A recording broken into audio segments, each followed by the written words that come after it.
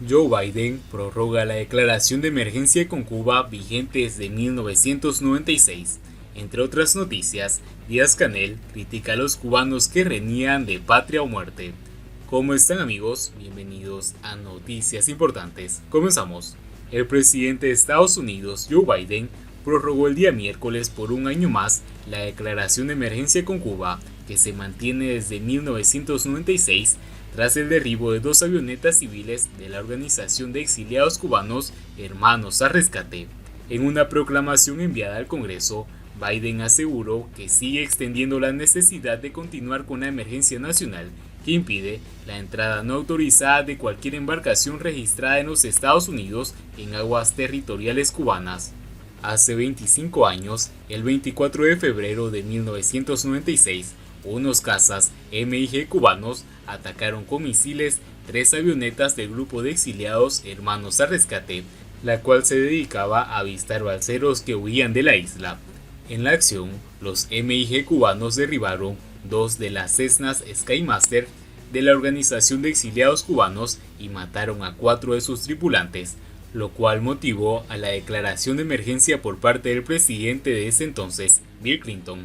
Según Cuba, las avionetas habían violado el espacio aéreo para divulgar material propagandístico contra el régimen, aunque el gobierno estadounidense mantuvo que se encontraban en espacio aéreo internacional en el norte de la isla. El 1 de marzo de 1996, Clinton emitió la declaración de emergencia, que fue suavizada aunque mantenida por el ejecutivo del presidente Barack Obama, pese a haber restablecido las relaciones en 2014. La posibilidad de entradas no autorizadas a escala de embarcaciones registradas en Estados Unidos en aguas territoriales cubanas perturbaría las relaciones internacionales de los Estados Unidos con respecto a Cuba al permitir o proporcionar los medios para facilitar la migración masiva de ciudadanos cubanos y amenazar nuestra seguridad nacional, aseguró Biden en su declaración. Siguiendo con las noticias, Díaz-Canel critica a los cubanos que reniegan de patria o muerte. El gobernante cubano Miguel Díaz-Canel calificó a los cubanos que, tras el éxito de la canción Patria y Vida, critican la consigna de patria o muerte. Solo quienes pueden prescindir de tu luz y tus esencias reniegan el honroso sacrificio que supone consagrarte la vida, dijo.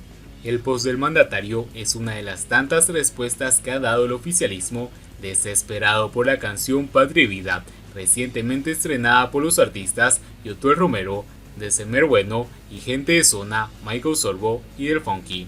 El mensaje está acompañado del hashtag Patria o Muerte, qué honor servirte en horas difíciles. Pero lejos de conseguir sus objetivos, la campaña de difamación y odio que ha desatado el oficialismo contra los intérpretes del tema está avivando la polémica y contribuyendo a un diálogo entre los cubanos.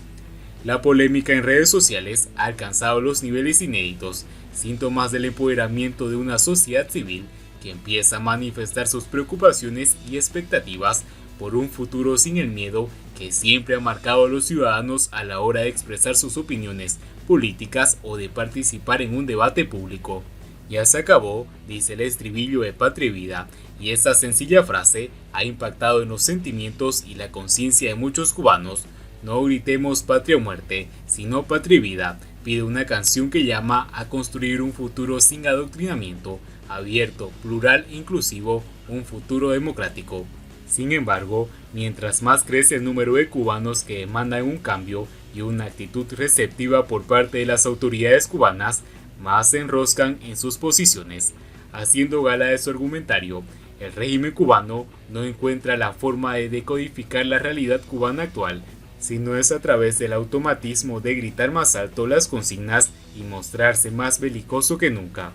En momentos de crisis como esta, la cúpula gobernante en Cuba se apropia de la voz de todos los cubanos y se proyecta como unidad del pueblo, una retahíla de consignas y pensamientos de trinchera que no hacen sino exacerbar las bajas pasiones de los ciudadanos que estarían en mejores condiciones de procurar el bien común mediante el diálogo y la negociación, y no mediante el enfrentamiento y el agitprop de una épica cartonada.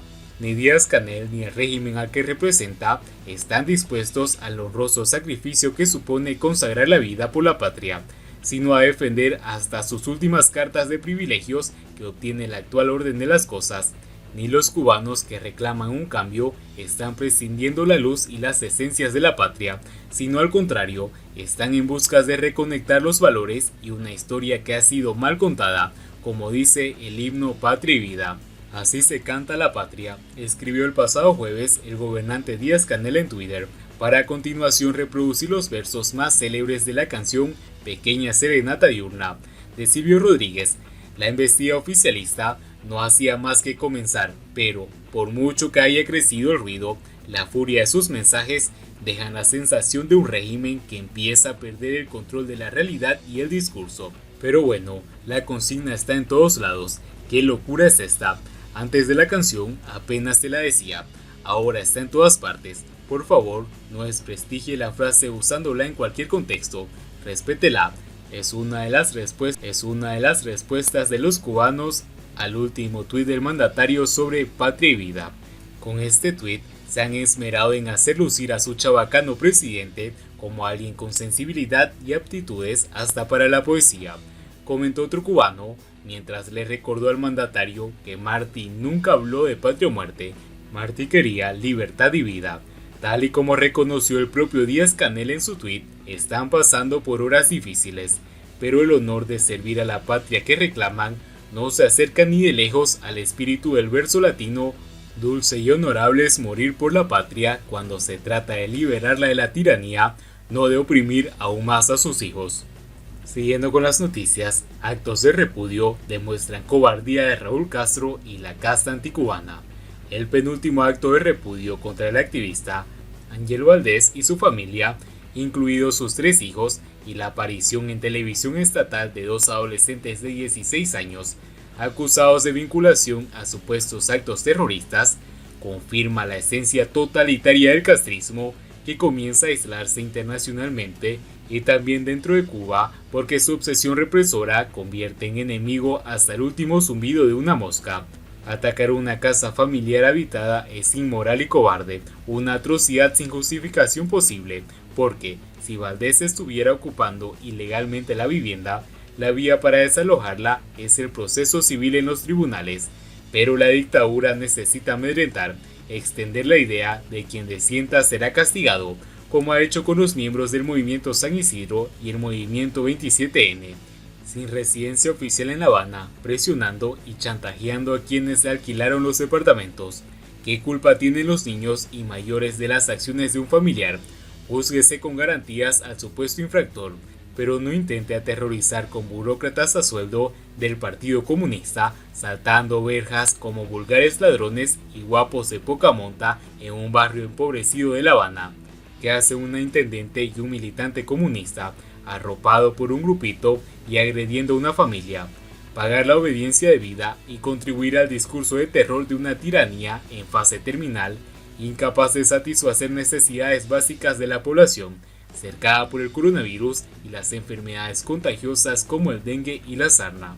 Raúl Castro, máximo dirigente del Partido Comunista, el presidente Díaz-Canel, el primer ministro Manuel Marrero Cruz y el titular del Interior, Lázaro Álvarez Casas, son los principales representantes de esta represión contra los cubanos, de su empobrecimiento y de la desigualdad.